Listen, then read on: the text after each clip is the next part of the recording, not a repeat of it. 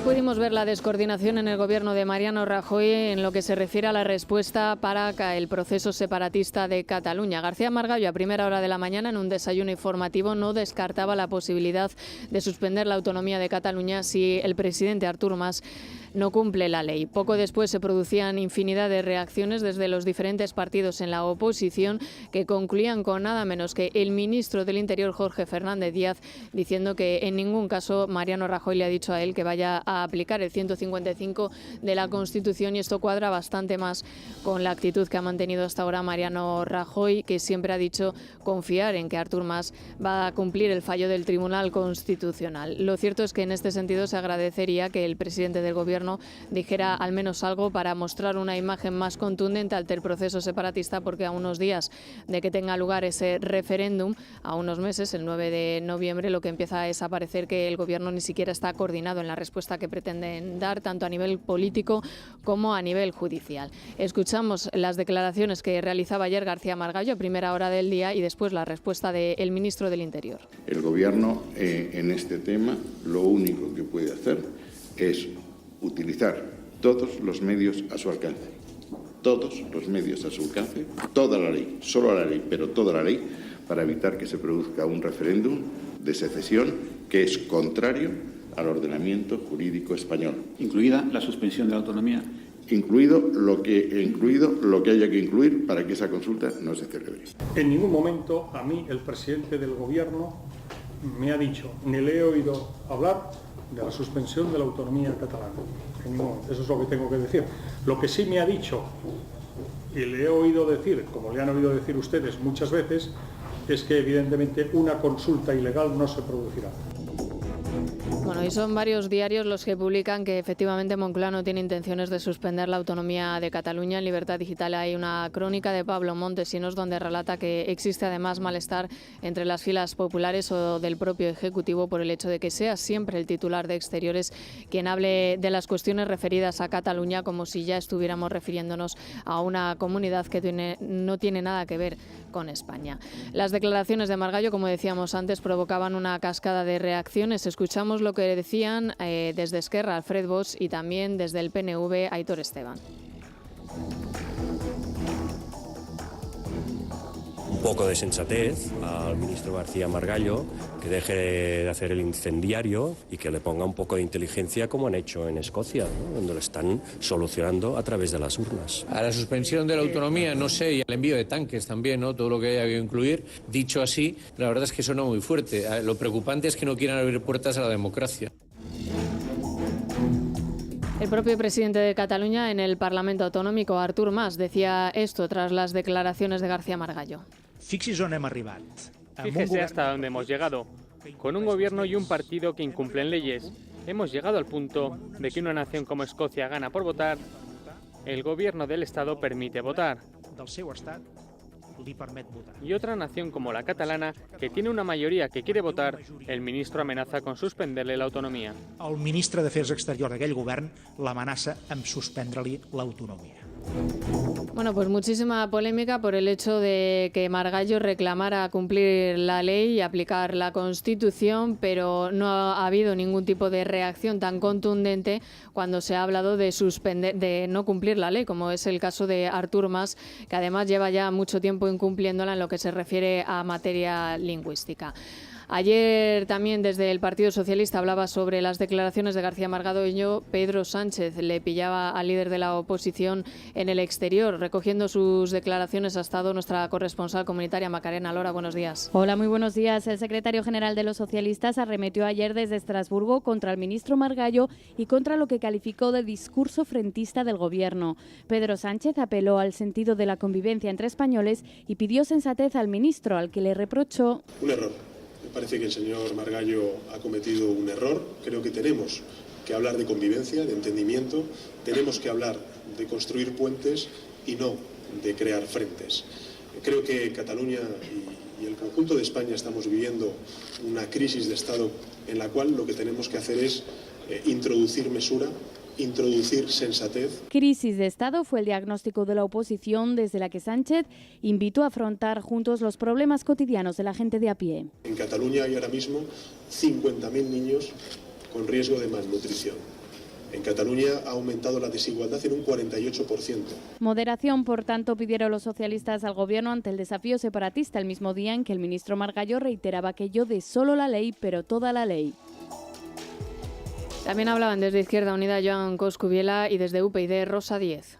Lo que hace falta es mucho diálogo, mucha prudencia y poca bravuconería. Todo lo que sean declaraciones de índole amenazadora no ayudan en absoluto. Yo creo que eso en cualquier país democrático de nuestro entorno no sería ni discutible y por tanto yo apelo a que todos los gobernantes nacionales, autonómicos, locales y desde luego todos los ciudadanos que lo hacemos habitualmente sepan que la única línea roja que cabe en democracia es el cumplimiento de las leyes. Cataluña dejó también otros titulares que repasamos con la ayuda de Vanessa Vallecillo y Esmeralda Ruiz. Durante la segunda sesión del debate de política general en la Cámara Autonómica, Artur Mas dio largas a Esquerra y a su propuesta de entrar en el gobierno catalán para blindar la consulta independentista. El presidente de la Generalitat dice que el referéndum ya está blindado. Escuchamos al líder de Esquerra, Oriol Junqueras, y a Artur Mas. Que si el gobierno nos necesita, si el gobierno nos necesita para blindar la consulta del 9 de noviembre, estaremos encantados de estar allí para blindar la consulta. Hoy nos gustaría recordar que si el gobierno nos llama, estaremos encantados de estar allí. Y me puedo expresar de una forma más explícita. No solo estaríamos encantados de estar allí si el gobierno nos llama, sino que queremos estar allí para blindar esta consulta y para asegurar que esta consulta se hace.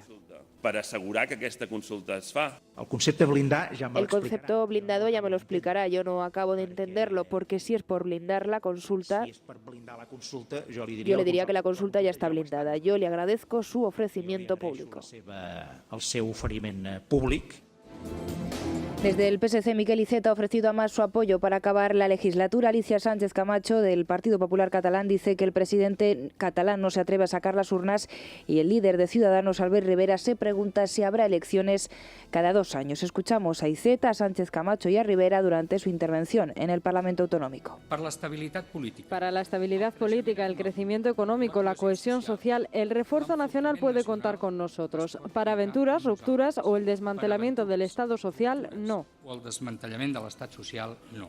¿El presidente de la Generalitat va a poner las urnas el 9 de noviembre? ¿A que no tiene valentía para decir eso? Cada 2 años tendremos elecciones anticipadas en Cataluña. ¿Cambiará usted el estatuto para hacer elecciones cada 2 años? Nosotros ya le decimos que no tenemos miedo a las urnas. Es más, queremos votar. Pero queremos votar en las urnas democráticas, no con las de mentira de la ANC y Òmnium, en las urnas democráticas. Amb les urnes democràtiques.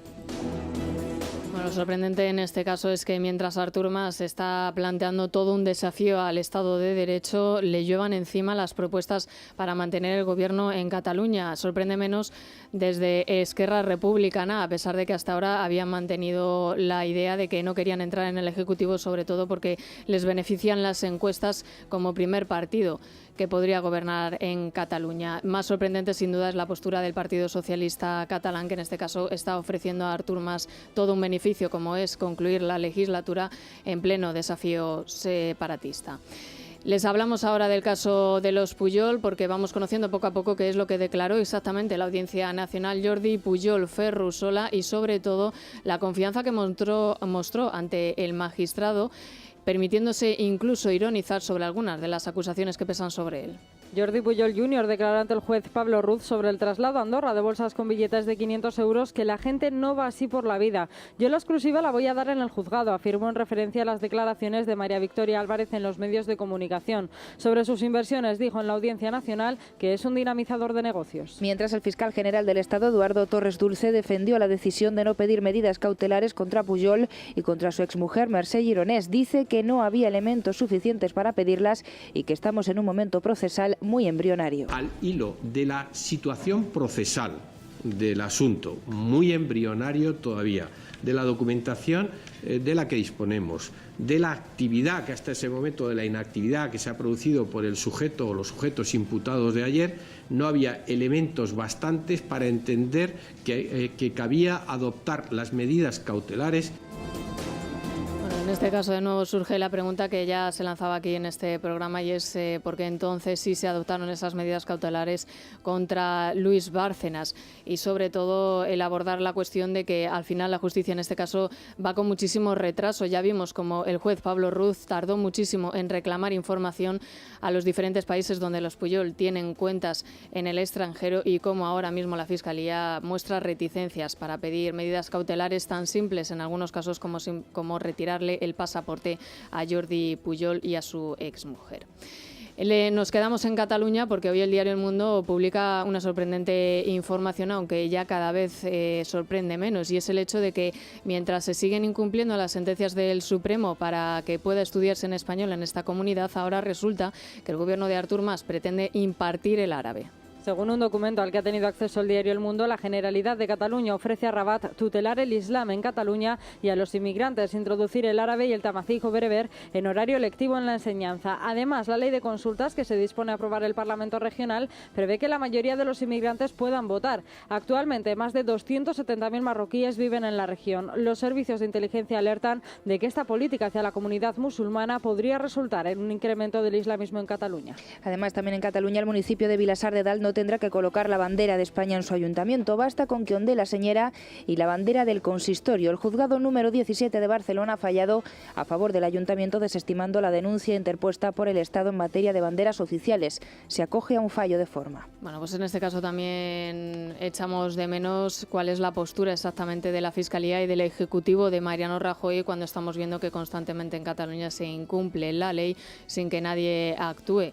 Y cuando estamos viendo que no solamente se incumple la ley en materia lingüística, sino que tienen abierto nada menos que ese desafío al Estado de Derecho.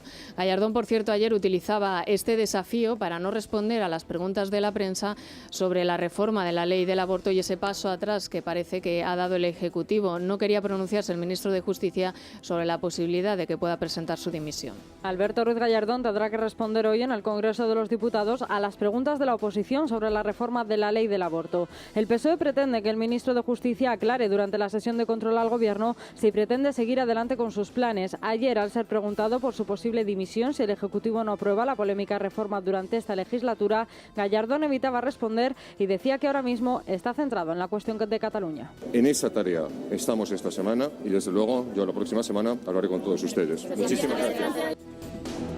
Y estamos también muy pendientes de lo que pueda suceder mañana mismo en ese referéndum sobre la independencia de Escocia. Las últimas encuestas empiezan a revelar que vuelve a ganar el no al referéndum, el no a la independencia, pero eso sí por un estrecho margen.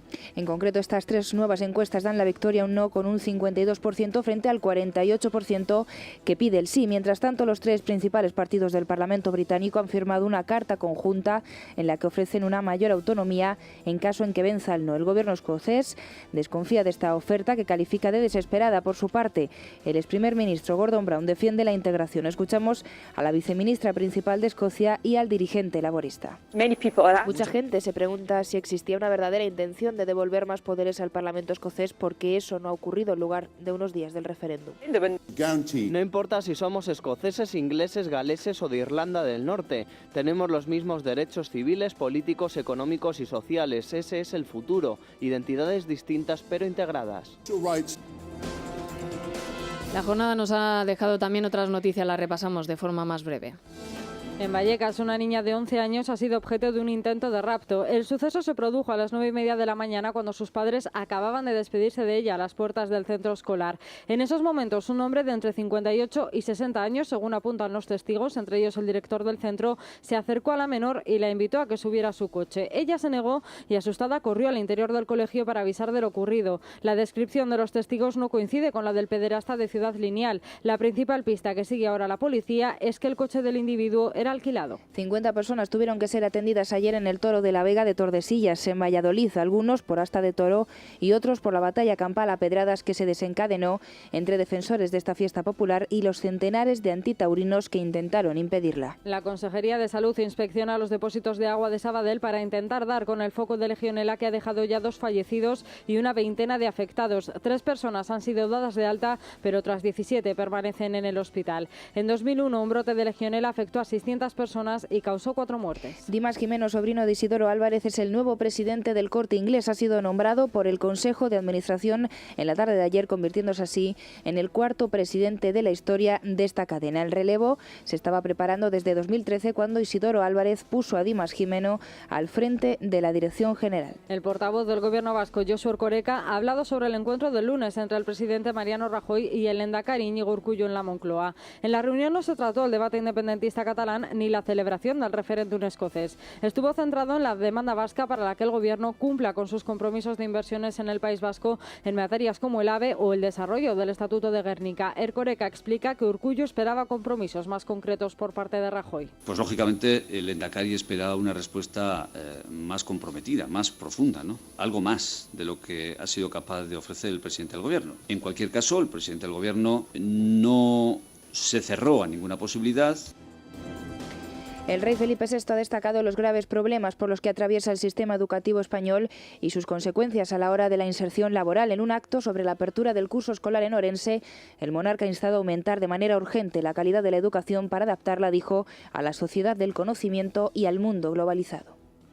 La lucha contra el abandono escolar y por lograr un mayor rendimiento de cada estudiante son, pues, objetivos y retos fundamentales, como también lo es la necesidad de adecuar en todos los tramos educativos que corresponda la oferta formativa a la verdadera demanda tanto de la economía como también de la sociedad. La plataforma por una escuela pública ha convocado la primera huelga de estudiantes del curso escolar. Del 6 al 10 de octubre se llevarán a cabo una serie de encierros en los centros educativos. Los convocantes critican la falta del diálogo del Ministerio de Wert con la comunidad educativa y los cambios en detrimento de la calidad, dicen, y de la equidad.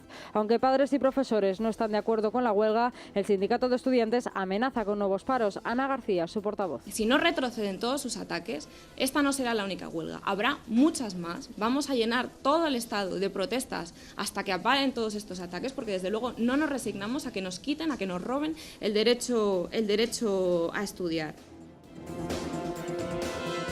García Margallo asegura que el Gobierno estudia modificar el Código Penal para considerar acción terrorista la participación de españoles en el conflictos en el extranjero. Con esta medida pretende hacer frente a los nacionales que combaten en grupos yihadistas. El ministro ve necesaria una intervención militar, aunque esa no puede ser la única respuesta, ha dicho. En Estados Unidos, el jefe del Estado Mayor abre la puerta al envío de tropas al combate a Irak. Marty Dempsey explica que los militares estadounidenses realizarían una labor de asesoramiento sobre el terreno a los soldados iraquíes. Si consideramos que nuestros asesores deben acompañar a tropas iraquíes en ataques contra el Estado Islámico, se lo recomendaré al presidente. Manuel Valls ha perdido apoyos clave para sacar adelante sus reformas económicas. Aunque ha superado el voto de confianza al que se sometió su nuevo ejecutivo, el primer ministro francés se ha quedado sin mayoría absoluta en la Asamblea tras la abstención de 31 socialistas, lo que obligó a Valls a contar con el apoyo de 17 radicales de izquierda. Escuchamos a Valls. Mi deber y la responsabilidad de todos es convencer a cada francés de que la República no le ha abandonado, de que el proyecto de los populistas no es más que un callejón sin salida. Nuestro deber es dejar de prometer un futuro mejor y trabajarlo de una vez. Podemos conseguirlo si damos lo mejor de nosotros mismos.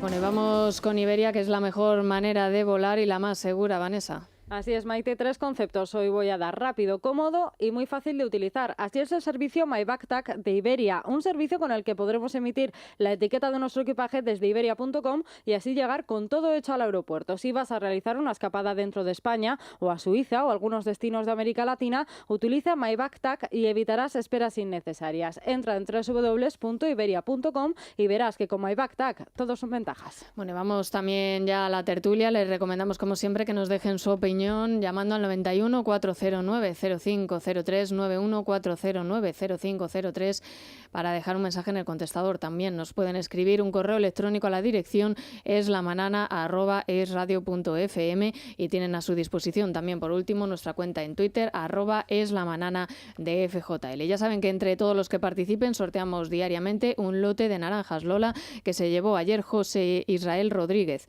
de Pontevedra. Vamos ya a la tertulia.